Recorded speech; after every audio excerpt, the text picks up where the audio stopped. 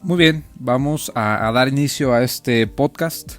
Es un tema que espero tener las palabras correctas para poder llegar al entendimiento y juntos podamos dominarlo. Un tema muy recurrido, un tema que se titula El incumplimiento de las obligaciones y sus consecuencias.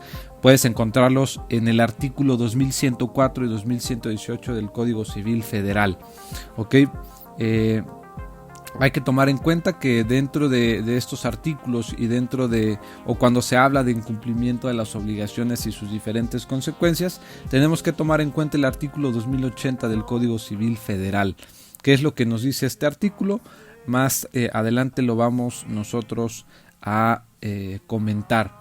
Ok, vamos a dar inicio con el artículo 2104, que es el primero de este capítulo 1, que habla de las consecuencias del incumplimiento de las obligaciones, el cual nos dice que todo aquel individuo que esté obligado a prestar un servicio, un hecho, si deja de prestarlo o no lo presta conforme a lo convenido, será responsable de los diferentes daños y perjuicios en los siguientes términos. Menciona que si la obligación fuera a un plazo determinado, si este individuo deja de responder conforme a ese contrato, entonces la responsabilidad de este vendrá y comenzará cuando caduque el contrato y todavía no ha sido terminada o ha sido concluida esa prestación, ¿no?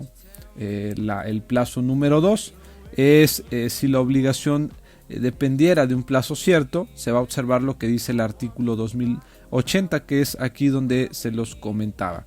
¿Qué es lo que nos dice el artículo 2080? Bueno, nos dice que cuando hay una obligación que consiste en dar, la obligación va a comenzar una vez de 30 días dictada la resolución judicial por parte de un juez.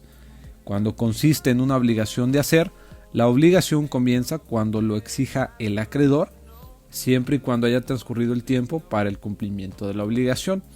Vamos a poner un ejemplo que nos va a servir más adelante para poder detallar también los diferentes artículos que hay en este capítulo. Supongamos que llega un arquitecto, es contratado por el señor Ramón para terminar o para construir una casa del 15 de enero al 15 de abril.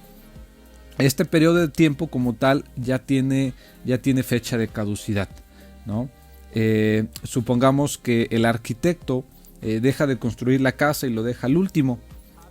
Pasa el día 15 de abril, que se supone que iba a entregar la casa ya terminada, muy bonita y construida. El arquitecto no la termina. Es ahí donde entonces aplica la fracción primera del artículo 2104.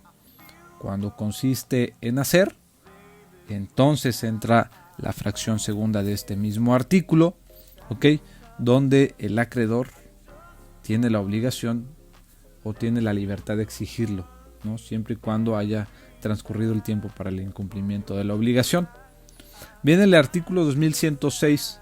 Aquí en pocas palabras nos dice que la renuncia de hacer efectiva la responsabilidad o la consecuencia de no cumplir con una obligación es nula.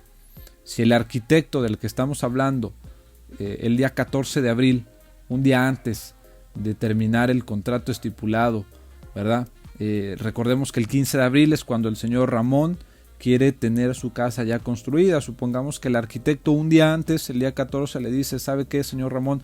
Yo ya no voy a querer trabajar para usted, voy a rescindir el contrato, voy a terminar esa relación o ese contrato y ahí nos vemos, ¿no? Eso como tal, de acuerdo al artículo 2106, es nulo. No puede realizarse ni puede llevarse a cabo ante un incumplimiento de un contrato ya estipulado. La consecuencia como tal es efectiva y la renuncia es nula. Tiene que terminar la casa sí o sí. El artículo 2107 habla de aquellos daños y aquellos perjuicios que puede haber hacia el señor Ramón, siendo él el contratista de este arquitecto. Nos define que en este caso el deudor, que es el arquitecto, tiene toda la obligación y tiene la responsabilidad y tiene que cumplir con la reparación de los daños y la indemnización de los perjuicios si llegara a haber un incumplimiento de su parte. ¿Qué es reparación de daños? Bueno, son todos aquellos menoscabos o como su nombre lo dice, son todos aquellos daños o prejuicios, ¿verdad?, que pudieran afectar al patrimonio del señor Ramón. ¿Ok? ¿Qué es la indemnización o qué es un perjuicio? Es toda aquella ganancia que se pierde tras la falta de cumplimiento del contrato o de la obligación por parte del arquitecto. Vamos a poner un ejemplo. Una reparación de daños. Supongamos que el señor Ramón está esperando que terminen su casa para poder irse a vivir ahí, pero el arquitecto incumple y el señor Ramón estaba pagando renta.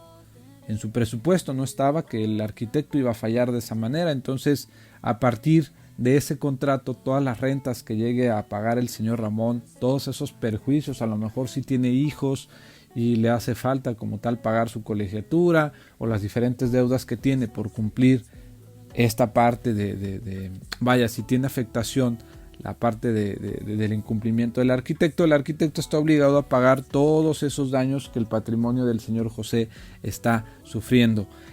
Un perjuicio es entonces cuando el señor Ramón a lo mejor tenía pensado vender esa casa. Al no terminarla, pues el cliente le dice: ¿sabe qué, señor Ramón? Me avisa cuando la termine, voy a comprar la casa de enfrente, ¿no?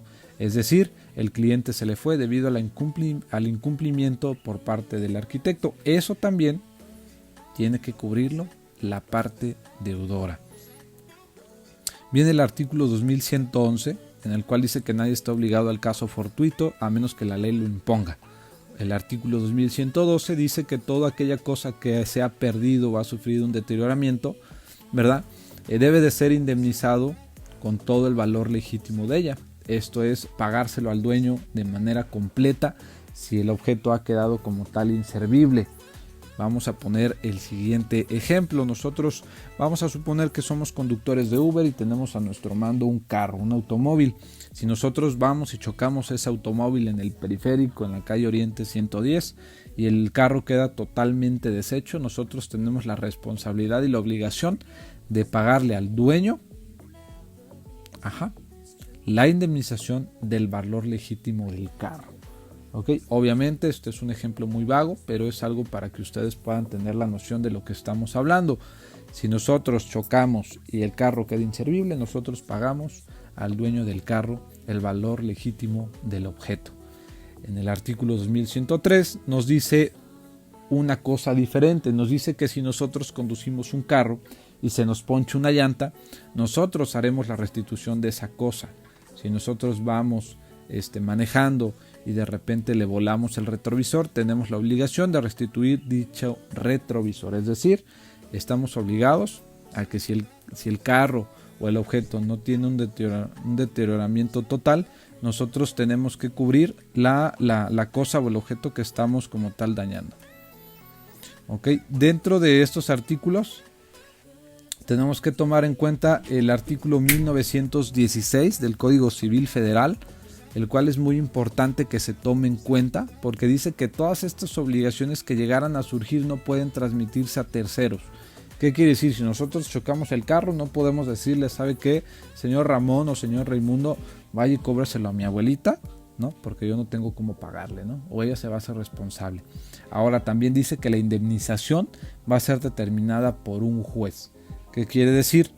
Tiene que tomar en cuenta todos los daños físicos, morales, materiales, etcétera. Todo va a ser determinado por el juez, y una vez que el juez lo dicte, hay que recordar el artículo 2104 que dice que una vez que el juez lo dicte, tenemos 30 días para poder llevar a cabo la cumplición de la obligación. El cumplimiento de la obligación, esa es la palabra. Y luego viene el artículo 2107 y con esto terminamos, ¿ok? En donde dice que la prestación, si consiste en el pago de una cantidad de dinero, no podrá exceder el interés legal salvo convenio en contrario, o a menos que esté estipulado en el contrato. ¿Qué quiere decir?